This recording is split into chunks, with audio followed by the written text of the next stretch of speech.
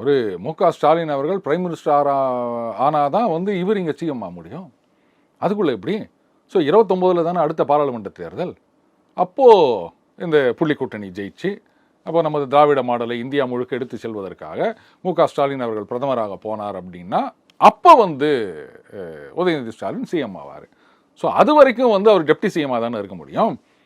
அதனால் ஆக்டிவ் பாலிடிக்ஸில் இல்லை அப்படின்னு எடுத்துக்காங்க.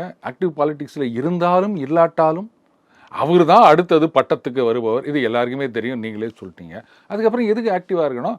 நீங்கள் பண்ணாலும் பண்ணாட்டாலும் உங்களுக்கு தான் இந்த போஸ்ட்டு அப்படின்னு யாராவது சொல்லிட்டாங்கன்னா அப்புறம் அதை பற்றி நீங்கள் கவலைப்படுவீங்களா? கட்சிக்குள்ளே எந்த எதிர்ப்பும் கிடையாது. அண்டு கட்சிக்கு மக்கள் ஓட்டு போடணும். மக்கள் ஓட்டு போட்டாங்க அப்படின்னு சொன்னால் அதுக்கேற்ற மாதிரி தான் நாங்கள் எல்லா நெரேட்டிவும் செட் பண்ணின்னு இருக்கிறோம். எல்லாமே ஆளுங்கட்சிக்கு சாதகமான விஷயங்கள் தான் அந்த நெரேட்டிவில் வந்துட்டு இருக்கு. அண்ட் எதிர்கட்சிகள் அந்த மாதிரி ஒரு நெரேட்டிவ் செட் பண்ணுவதற்கு தவறிவிட்டார்கள். அப்படி இருக்கச்ச நாங்கள் தான் மறுபடியும் ஆட்சிக்கு அப்படின்ற ஒரு தெம்பு இருக்கின்றது. அப்புறம் என்னைக்கு இருந்தாலும் நமக்கு தான் அந்த பதவி அப்படின்ற தெம்பு இருக்கின்றது. 29 வரைக்கும் வெயிட் பண்ணுவோன்னு வெயிட் பண்ணிட்டு இருக்காரு போல இருக்கு. ஆக்டிவாக இருந்தா என்ன இல்லாட்டான அவருக்கு தான் அந்த போஸ்ட்டு. அப்புறம் என்ன கவலை சிவா?